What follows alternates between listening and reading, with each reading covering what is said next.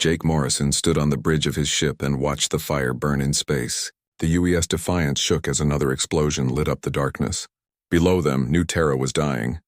The planet that 3 million humans called home was now covered in smoke and flames. The Vortex ships had come without warning. They appeared in the system like metal sharks and opened fire on everything that moved. The orbital stations that protected New Terra were gone. The defense fleet was scattered pieces of metal floating in the void. The cities on the planet's surface were burning. Lisa Bennett turned from her control station with tears in her eyes. She had family down on New Terra. Her brother worked in the capital city. Her parents lived in the farming district. She did not know if they were alive or dead. "Sir, we are getting a message from Earth Command," she said. Her voice was steady, but Jake could hear the pain underneath. The hologram appeared in front of them. Admiral Richard Hayes looked older than his 60 years. His gray hair was messy and his uniform was wrinkled. He had been in meetings for the past 18 hours since the attack began. "Commander Morrison, you have new orders," Hayes said. His voice was tired, but there was something else there. Something dangerous. "You are authorized to implement Protocol 7. Jake felt his blood turn cold. Protocol 7 was the plan that nobody talked about. It was the option that humanity hoped they would never have to use. It meant that the time for playing nice was over. "Sir, are you certain?" Jake asked. He needed to be sure. Protocol 7 would change everything. "The Galactic Council has issued a statement," Hayes continued. "They say the attack on New Terra was justified. They claim we violated territorial agreements that were signed before we even had space travel. They are calling the destruction of our colony world a legitimate police action." The bridge went silent. Everyone had heard the news reports. The alien governments that controlled the galaxy had spent 300 years treating humans like children. They made rules that only applied to human worlds. They blocked human trade routes. They ignored human complaints about pirate attacks that everyone knew were funded by alien governments. But this was different. This was not harassment or economic pressure. This was genocide. 3 million innocent people had died, and the galaxy was calling it legal. "The President has signed the authorization," Hayes said. "Humanity is done asking for permission." Jake looked around his bridge. These men and women had served with him for 5 years. They had followed orders and kept the peace even when alien ships insulted them.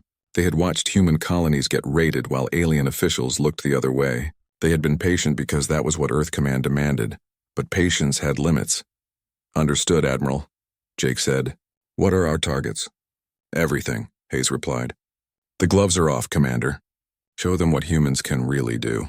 The transmission ended and Jake turned to face his crew. These people trusted him to make the right decisions. They looked to him for leadership in the darkest moment of their careers. "Lisa, send a message to all ships in the fleet," he ordered. "Authorization code Omega 77. Tell them to prepare for combat operations." "Sir, what about the civilians on New Terra?" asked his weapons officer Tony Martinez. "There might be survivors down there." "The Vorthak have made their choice," Jake replied. "They wanted to see what happens when humans stop playing by the rules. They are about to find out." Across human space, other commanders were receiving similar orders. Susan Wright got her message aboard the UES Vengeance while patrolling near Alpha Centauri. Alex Carter received his orders on the Mars Defense Station. Each captain and admiral was being given the same authorization. The same terrible freedom. For 3 centuries, humanity had tried to fit in with galactic civilization. They had accepted unfair treaties. They had ignored insults and provocations. They had played the part of the grateful junior species that was happy to have a seat at the adult table. But while the aliens were busy feeling superior, humans had been working. They had been building and planning and preparing for the day when diplomacy would fail. The ships that looked like peaceful explorers carried weapons that the galaxy had never seen. The research stations that claimed to study alien culture were actually reverse engineering alien technology and improving it. Dr. Rachel Stone sat in her laboratory deep inside. The moon and activated systems that had been waiting for decades. Hidden factories across dozens of human worlds came online. Assembly lines that had been disguised as civilian manufacturing began producing weapons of war. The Strategic Defense Initiative had been planning for this day since humanity's first contact with alien civilization. While diplomats smiled and shook hands with alien representatives, military scientists had been asking a different question. What would it take to fight the entire galaxy and win? Now they were about to find out. Jake walked to the front of his bridge and looked out at the burning planet below. New Terra had been humanity's most successful colony. It was a world of farmers and artists and teachers. People who had never hurt anyone and never asked for anything except the right to live in peace. The aliens had murdered them because they could. Because humans were supposed to be weak and grateful and easy to push around. Because in 300 years of galactic civilization, nobody had ever seriously challenged the established order. That was about to change. All stations, this is Commander Morrison, he announced over the ship's communication system. As of this moment, humanity is at war with the Galactic Council. Our mission is simple. We are going to show these aliens why our planet is called Earth. We are going to remind them that humans are not prey animals. We are predators. The crew began moving with new purpose. Weapon systems that had been kept on standby were brought online. Shields were raised to combat power. The engines began charging for a hyperspace jump that would take them to their first target. Lisa, plot a course for the Zephyr system, Jake ordered. It is time to pay the Trade Federation a visit. The Zephyrian Trade Federation controlled the shipping lanes that connected the galaxy. They had used their economic power to strangle human expansion for 50 years. They had demanded tribute and taxes that no other species had to pay. They had treated human merchants like criminals and human colonies like tax farms. Tomorrow they were going to learn that humans remembered every insult and every injustice. They were going to discover that 3 centuries of patience had not made humanity weak. It had made them focused. The galaxy had awakened something that had been sleeping since humanity first learned to make fire and shape metal into weapons. They had reminded humans why their species had conquered the most dangerous planet in known space. Now the stars would burn. The Zephyrian Trade Federation had ruled the galaxy's shipping lanes for 800 years. Their massive space stations controlled every major trade route between the star systems. They decided which species could trade and which could not. They set the prices for everything from food to fuel to medicine. For the past 50 years, they had made life difficult for humanity. Human cargo ships were delayed for weeks while alien vessels passed through without inspection. Human colonies paid triple the normal rates for essential supplies. Human merchants were forced to bribe Zephyrian officials just to get basic permits. The Zephyrians thought humans were weak because they always paid the bribes and followed the rules. They believed humans would never fight back because they needed the trade routes to survive. They were wrong about everything. Fleet Admiral Carl Johnson emerged from hyperspace at the edge of the Zephyr system with 200 human warships. The aliens had never seen so many human vessels in one place before. They had never seen ships like these at all. The UES Thunder was Johnson's flagship, and it was unlike anything in the galactic fleet registries. It looked like a human exploration vessel from the outside, but inside it carried weapons that Earth scientists had been developing in secret for decades. The entire human fleet was the same way. Ships that appeared peaceful but were actually the most dangerous war machines ever built. All ships report ready for combat, said Captain Tony Martinez from his position at the tactical station. He had been waiting for this moment his entire career. Every insult and humiliation that the Zephyrians had inflicted on human traders was about to be repaid with interest. The Zephyrian defense fleet moved to intercept the human ships. 300 alien vessels arranged themselves in the traditional battle formation that had been used for centuries. Large capital ships in the center with smaller escort vessels protecting the flanks. It was the same formation that had won 1,000 battles across galactic history. Johnson smiled as he watched the alien ships position themselves. The Zephyrians were still thinking in terms of old-fashioned space warfare. They expected the humans to match their formation and engage in the kind of stately battle that alien civilizations preferred. They had no idea what was about to happen. All ships execute Hammer Protocol, Johnson ordered. The human fleet suddenly scattered in every direction. Instead of forming battle lines, the ships spread out across millions of kilometers of space. The Zephyrians had never seen tactics like this before. Their commanders tried to adjust their formation, but the human ships were moving too fast and in too many directions. The first human weapons to fire were the quantum disruptors. These devices could tear apart the molecular bonds that held matter together. The Zephyrian shields that had protected alien ships for centuries simply dissolved when the quantum beams hit them. Alien captains watched in horror as their defensive systems failed completely. The kinetic bombardment platforms came next. These weapons launched metal projectiles at significant fractions of light speed. When the projectiles hit Zephyrian ships, the impact released energy equivalent to nuclear explosions. Alien vessels that had survived battles for hundreds of years were destroyed in seconds. Captain Maria Santos led Squadron 7 in an attack on the orbital defense platforms that protected the Zephyr system. These massive structures had been built over centuries and were considered absolutely impregnable. They mounted weapons that could destroy entire fleets and shields that could withstand any attack. The human ships approached the platforms from angles that the designers had never considered. Instead of attacking the heavily armored front sections, they targeted the support structures and power systems. The platforms had been built to fight other alien fleets that followed predictable patterns. They were not designed to handle enemies that refused to follow the rules. One by one, the great defense platforms began to fall. Structures that had stood for hundreds of years crumbled under the concentrated firepower of human precision engineering. The aliens who had built them watched in disbelief as their greatest achievements were reduced to scrap metal. But the real shock came when the humans deployed their boarding pods.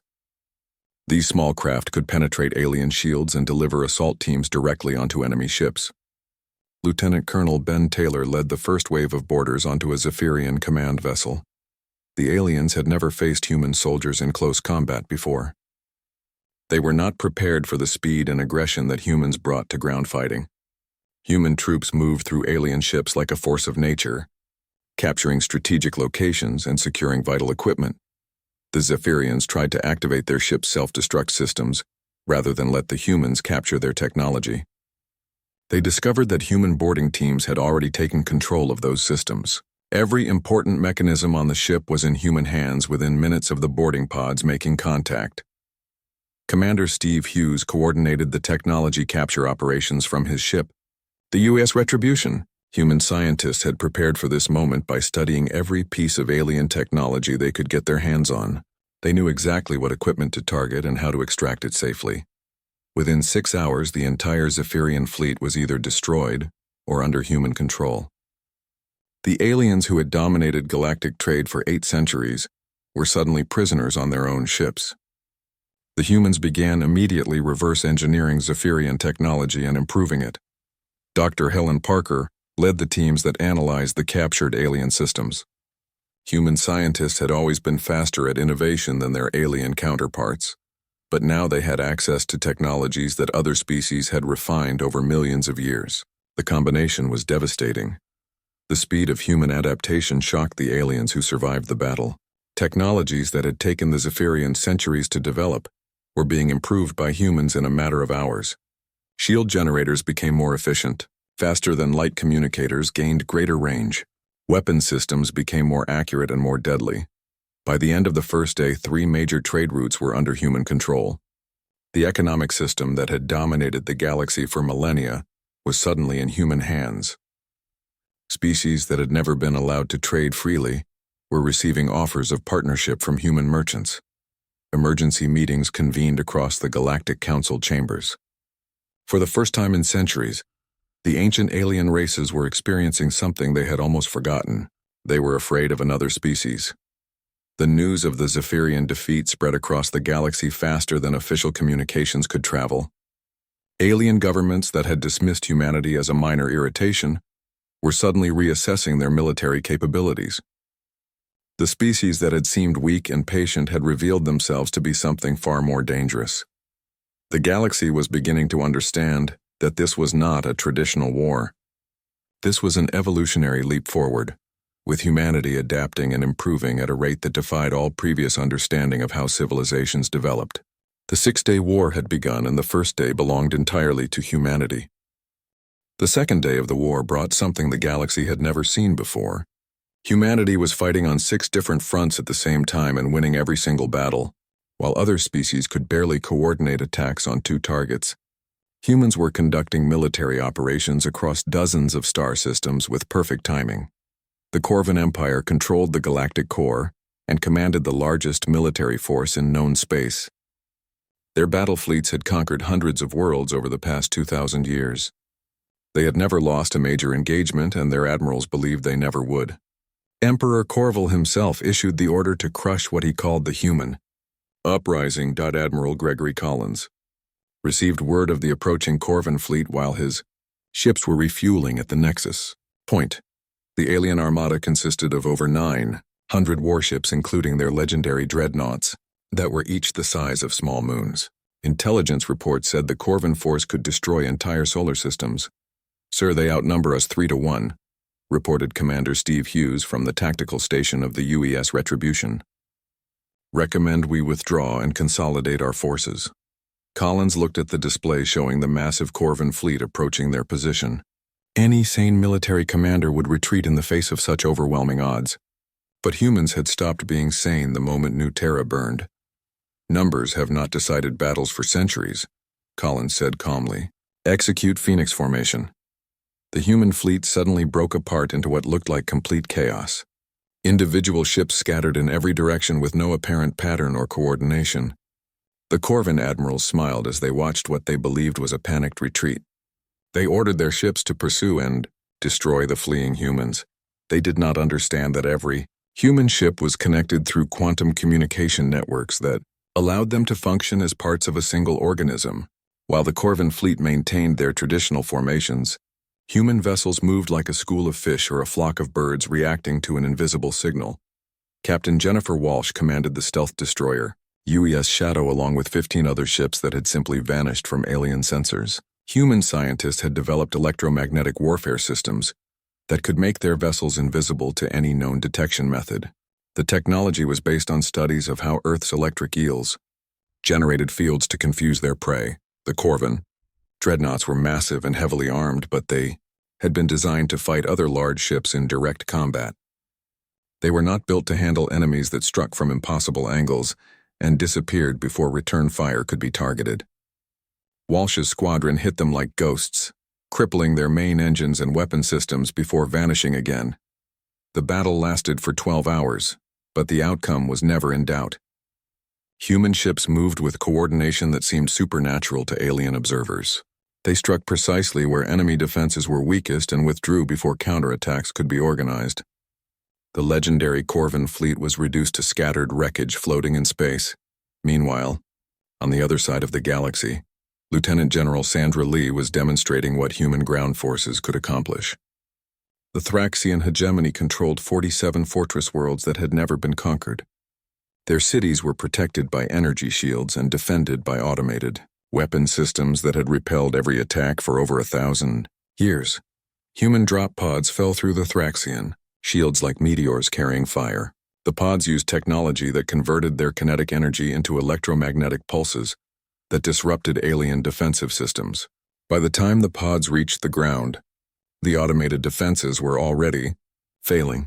Sergeant Danny Roberts led his squad through the Thraxian capital city wearing powered armor that incorporated the best human engineering with captured alien technology. The suits made each soldier faster and stronger than any alien warrior while providing protection against energy weapons that could melt steel. The Thraxians had never faced an enemy that could move through their defenses so easily. Their military doctrine was based on fighting from prepared positions using superior firepower to overwhelm attackers. They were not prepared for human soldiers who used speed and aggression to get inside their defensive perimeters. City after city fell to human assault teams who seemed to appear from nowhere and strike with devastating precision. The fortress worlds that had protected Thraxian civilization for centuries became prisons as human forces cut off all escape routes and communication systems. Back on Earth's moon, Dr. Kevin Murphy was conducting the most important research of his career. His teams had successfully reverse-engineered Corvan shield technology, Thraxian energy weapons, and Zephyrian faster-than-light communications. But instead of simply copying alien designs, human scientists were improving them. The quantum shields that protected Corvan ships were made more efficient by applying human understanding of subatomic physics. Thraxian plasma weapons became more accurate when combined with human targeting computers. Zephyrian communication systems gained greater range when human engineers redesigned their power systems. What shocked alien survivors was the speed of human adaptation. Technologies that had taken their civilizations millennia to develop were being improved by humans in a matter of hours. Each captured piece of equipment became the foundation for something even more advanced. Admiral Patricia Wilson coordinated the overall campaign from the war room deep inside Luna Base.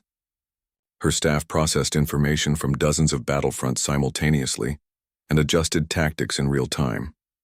The quantum communication networks allowed human forces to respond to changing conditions faster than any alien military had ever achieved. "Ma'am, the Andromedan Collective is mobilizing their reserve fleets," reported Colonel Frank Thompson. "Intelligence estimates they will reach the Vega system in 18 hours. "Send the 5th Fleet to intercept them," Wilson ordered without hesitation. "And have the research teams prepare capture protocols for Andromedan technology. We will want to study their bioships." By the end of the second day, 7 major galactic powers had been either defeated or neutralized. The careful balance that had maintained galactic stability for over 1,000 years was collapsing under the relentless pressure of human innovation and determination. Emergency sessions convened in alien capitals across the galaxy. Species that had ruled star empires for millions of years were suddenly discussing surrender terms. The ancient races were discovering that they were not fighting just another species but a force of nature that had been shaped by evolution on one of the most hostile and competitive planets in the known universe. The humans were not simply winning battles. They were fundamentally changing the nature of warfare itself. Every engagement taught them something new about alien technology and tactics. Every victory made them stronger and more dangerous. The galaxy was beginning to understand that they had awakened something that might be impossible to stop. The third day of the war brought the galaxy's desperate counterattack. The remaining alien civilizations finally understood that they were facing an extinction-level threat. Species that had been enemies for millions of years suddenly became allies in the face of human expansion. The Etherian Collective had ruled through psychic power for over 2 million years. They could control minds across vast distances and had never met a species that could resist their mental attacks. The Cybernetic Nexus Federation had replaced their biological bodies with machines and processed information faster than any organic brain. These two ancient enemies formed an alliance that should have been impossible. The psychic masters and the machine intelligences combined their greatest strengths to create a weapon that could theoretically defeat any opponent.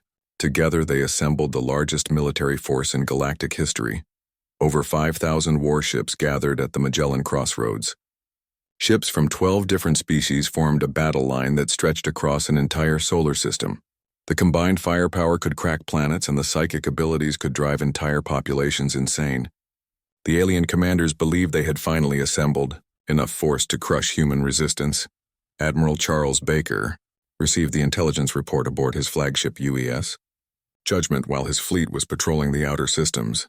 The alien armada outmassed his forces by a factor of 10 and included weapon systems that could destroy stars. Any rational commander would have retreated to fight another day.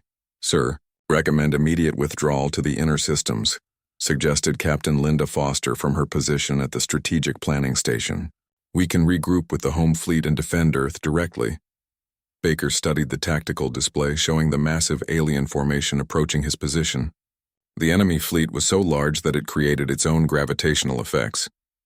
Their weapons could reach across light years and their shields could deflect attacks that would vaporize normal matter.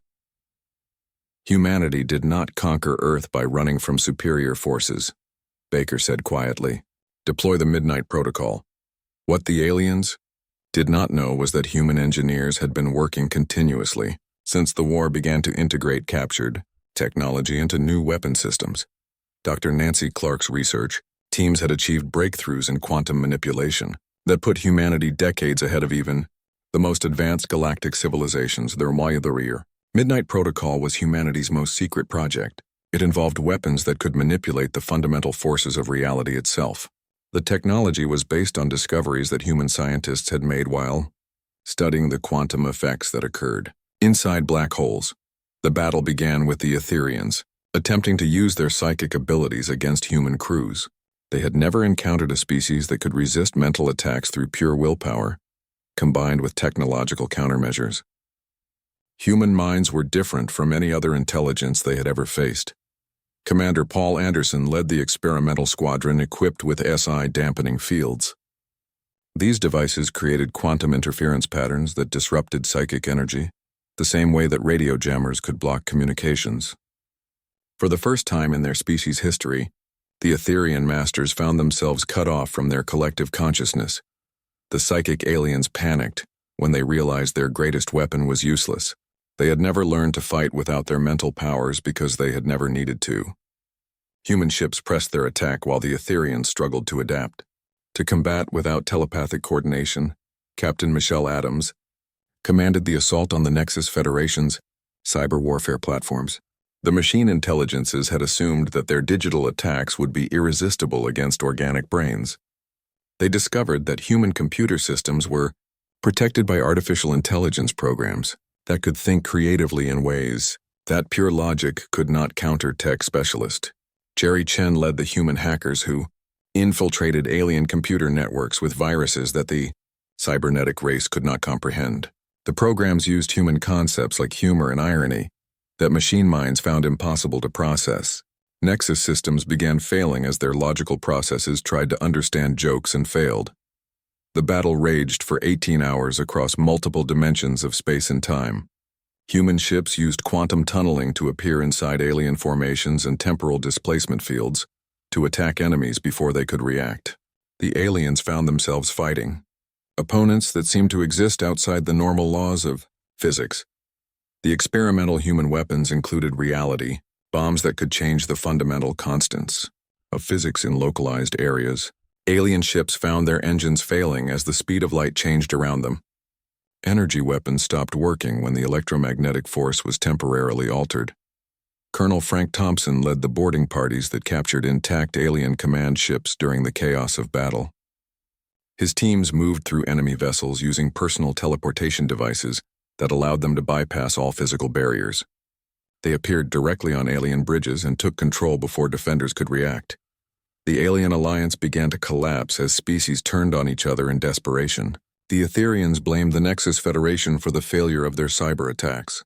The machine intelligences accused the psychic masters of being unable to coordinate their forces properly.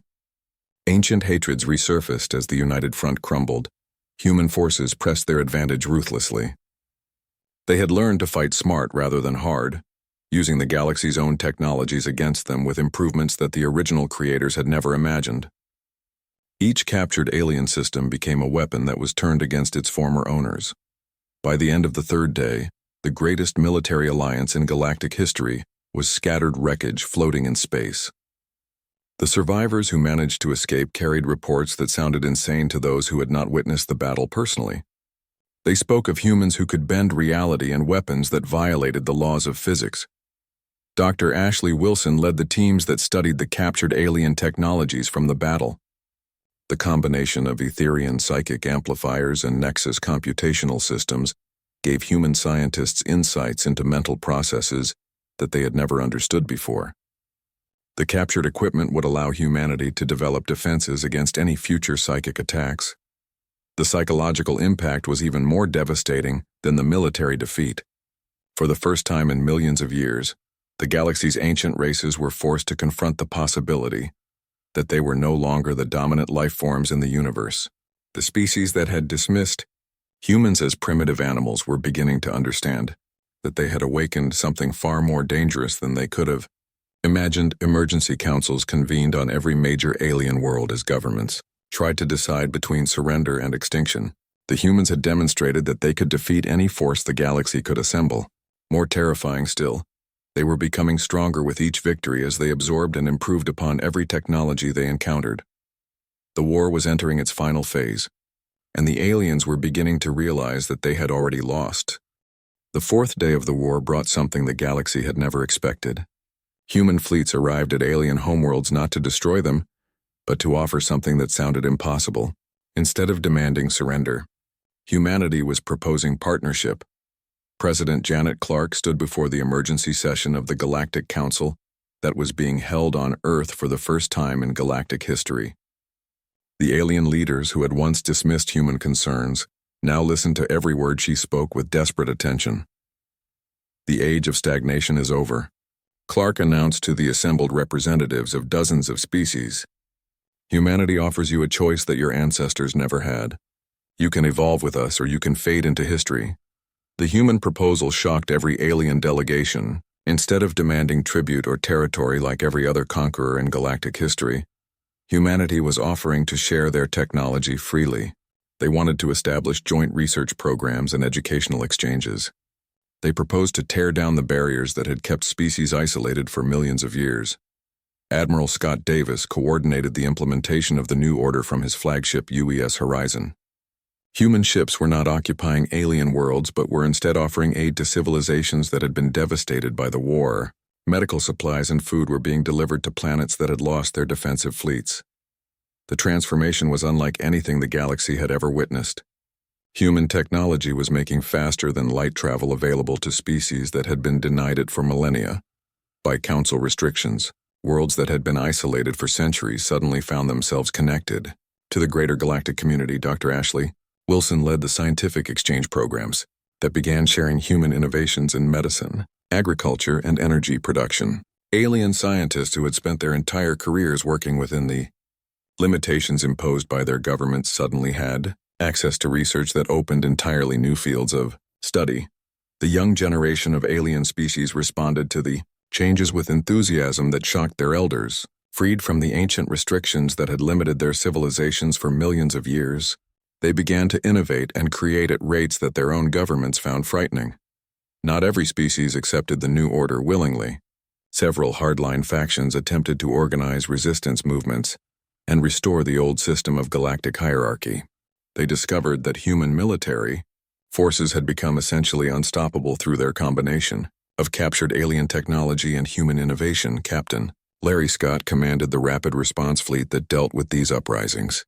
His ships could appear anywhere in the galaxy within hours and had weapons that could disable entire star systems without destroying them. The resistance movements collapsed as quickly as they formed. The most remarkable change came in the field of scientific research. Commander Julie Green established the Galactic Research Initiative as a joint organization where humans and aliens worked together on projects that neither species could have accomplished alone.